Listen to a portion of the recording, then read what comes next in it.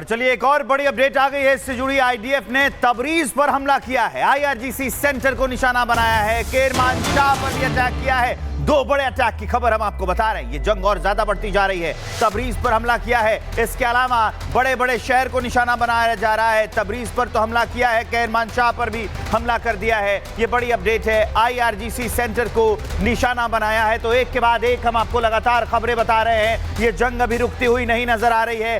America ने तो मार दिया, लेकिन उसके बाद अब ईरान और इजराइल सामने से लड़ रहे हैं। दो तस्वीरें हम आपको दिखा रहे हैं, ईरान का तबरीज शहर और ईरान का ही केरमान शाह शहर। ईरान की ये दो तस्वीरें, ईरान के ये दो शहर की तस्वीरें देखिए आप। ये बता रही हैं कि ये जंग किस कदर आगे बढ़ती जा रही है। मामला बहुत आगे बढ़ चुका है, निकल चुकी है बात हाथ से, क्योंकि ईरान कह रहा है कि हम तो बदला लेंगे। जो मेरे साथ किया गया है उसकी कीमत चुकानी पड़ेगी। उधर इजराइल कह रहा है कि लक्ष्य हासिल होने तक रुकना नहीं है।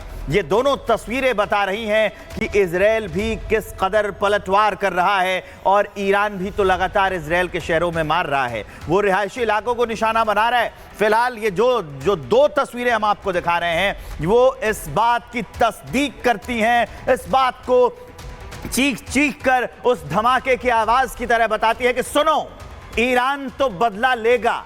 ईरान के साथ जो किया गया है उसकी कीमत चुकानी पड़ेगी। ये वही अपडेट्स हम आपको बता रहे हैं और दो तस्वीरें हम आपको दिखा रहे हैं। तो 22 जून की सुबह अमेरिका ने ईरान पर जबरदस्त सैन्य हमला किया। लक्ष्य बने परमाणु ठिकाने और आसमान से बरसी तबाही की आग। इस अमेरिकी हमले के बाद ईरान में हड़कंप मचा है। तबाही इतनी भीषण हुई है कि ईरान अब तक इसका आकलन नहीं कर पाया है। ये रिपोर्ट देखिए।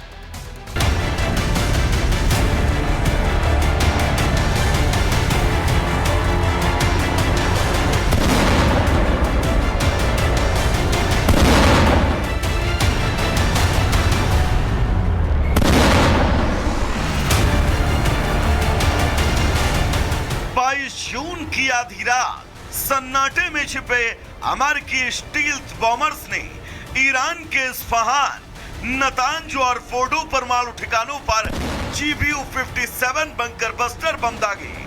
सबमरीन से लॉन्च हुई टॉमहॉक मिसाइलें भी निशाने पर लगी और सिर्फ 30 मिनट में ही तीनों टारगेट तहस नहस हो गए। दावा किया जा रहा है कि अमेरिका के इस हमले ने ईरान को नुकसान पहुंचाया है। फोर्डो लॉन्च पैड के पहाड़ी रिम पर कई क्रेटर और ब्लॉकेज देखे गए। इस्फहान में कम से कम 1 दर्जन इमारतें धराशायी हुई और नतांज में सतह के ऊपर मकानों समेत रसद केंद्रों पर भी गहरा असर हुआ। अमेरिकी हमले के बाद ईरान के इस्फहान न्यूक्लियर साइट की तस्वीर भी सामने आई। तस्वीरों में साफ देखा जा सकता है कि अमेरिकी हमले से न्यूक्लियर साइट को क्षति हुई है। पहली तस्वीर 16 जून की है, जब इस्फहान न्यूक्लियर साइट पर हमला नहीं हुआ था। वहीं दूसरी तस्वीर 22 जून की है, जब अमेरिकी हमले में ईरान का इस्फहान न्यूक्लियर साइट तबाह हो गया। इस्फहान पर हमले से ईरान की कमर टूट गई। आपको बता दें कि इस्फहान ईरान का अहम सामरिक ठिकाना है। इस्फहान एक यूरेनियम कन्वर्जन फैसिलिटी सेंटर है, जहां कच्चे यूरेनियम को गैस में बदला जाता है। इस्फहान में ईरान का एक सबसे बड़ा एयरबेस है। यहां पुराने अमेरिकी F-14 फाइटर जेट मौजूद हैं। इस्फहान में हथियार बनाने वाली फैक्ट्रियां भी हैं।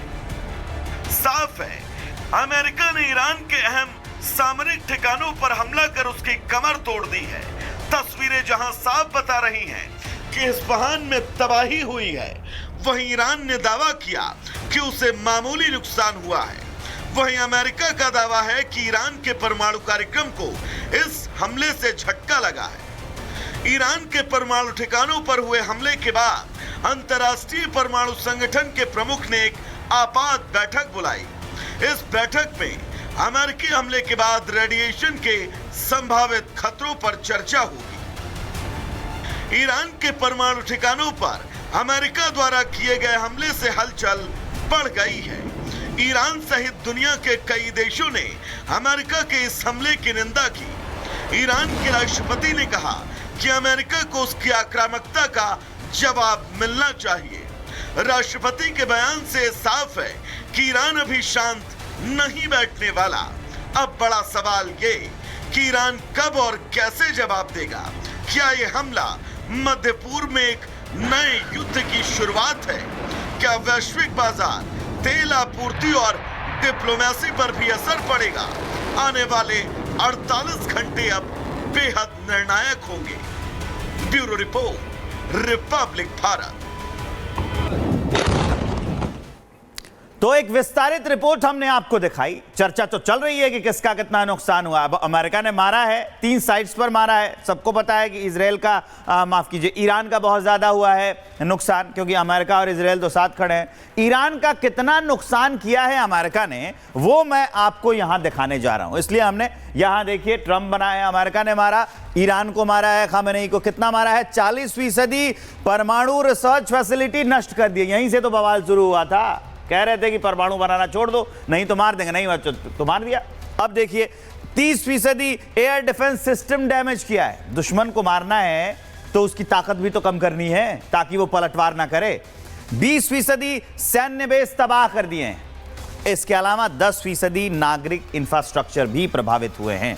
रिहायशी इलाकों में जो हुई है बमबारी, उससे भी तो प्रभाव पड़ता है। और 100 से ज्यादा लोगों की या तो जान चली गई है और वो घायल हुए हैं। तो ये बर्बादी हुई है जो हम आपको बता रहे हैं। ये डेटा तो बता दिया हमने आपको। एक बड़ी अपडेट आ गई, वो जानिए। रूस पहुंचे ईरान के विदेश मंत्री अब्बास अघारची। अमेरिकी अटैक के बाद रूस दौरे पर अब्बास अघारची हैं। आज पुतिन से ईरानी विदेश मंत्री की मुलाकात होगी।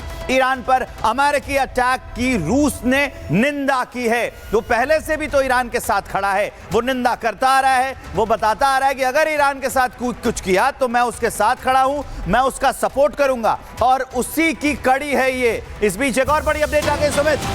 अमेरिकी राष्ट्रपति डोनाल्ड ट्रंप का पोस्ट अमेरिकी राष्ट्रपति डोनाल्ड ट्रंप ने पोस्ट किया है और बहुत महत्वपूर्ण है, क्योंकि डोनाल्ड ट्रंप लगातार इस हमले के बाद बताते रहे हैं कि कैसे ये बहुत बड़ी सफलता है। और क्या पोस्ट किया, द ग्रेट B-2 पायलट्स, जो B-2 बमवर्षक विमान है, उसका इस्तेमाल हुआ था। शासन परिवर्तन शब्द का प्रयोग सही नहीं, ये उन्होंने लिखा है। ईरानी शासन ईरान को फिर से महान बनाने में असमर्थ, तो वर्तमान शासन परिवर्तन क्यों नहीं होगा? तो सवाल अब यह है कि क्या ईरान में अब सत्ता परिवर्तन होने जा रहा है, खामनेई का दौर खत्म होने जा रहा है?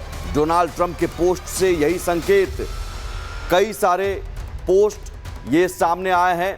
डोनाल्ड ट्रंप का ये एक और पोस्ट सामने आया है और इस पोस्ट को आप समझिए, और जिसमें लिखा है कि ईरान के परमाणु ठिकानों पर बहुत बड़ा नुकसान। इसके अलावा एक और पोस्ट उन्होंने लिखा है, हमले बहुत ही सटीक और जोरदार थे, हमारी सेना ने बहुत ही शानदार कौशल दिखाया। और ये the great B-2 pilots have just landed safely in Missouri, जिस मिसौरी से 37 घंटे की उड़ान भरकर B-2 बमवर्षक विमान पहुंचा ईरान के उन 3 ठिकानों को तबाह करने के लिए। वापस वो मिसौरी लौट आया है। इसके बारे में खबर देते हुए डोनाल्ड ट्रंप, तो बिल्कुल वही बात की जा रही थी, और पहले भी तो यही रिजीम चेंज की बात की जा रही थी। वही रिजीम चेंज की बात अब हमला करने के बाद ट्रंप दोहराते हुए नजर आए। इस बीच एक और बड़ी अपडेट है। ईरान पर हमले के बाद वापस लौटा है B-2 बॉम्बर। मिसौरी के वाइटमैन एयरफोर्स बेस पर लैंड किया है उसने। अमेरिकी राष्ट्रपति डोनाल्ड ट्रंप ने पोस्ट किया कि B-2 के सभी पायलट सुरक्षित अमेरिका लौट गए हैं। B-2 बॉम्बर ये वही है जिसने ईरान के 3 परमाणु ठिकानों को नेस्तनाबूद कर दिया।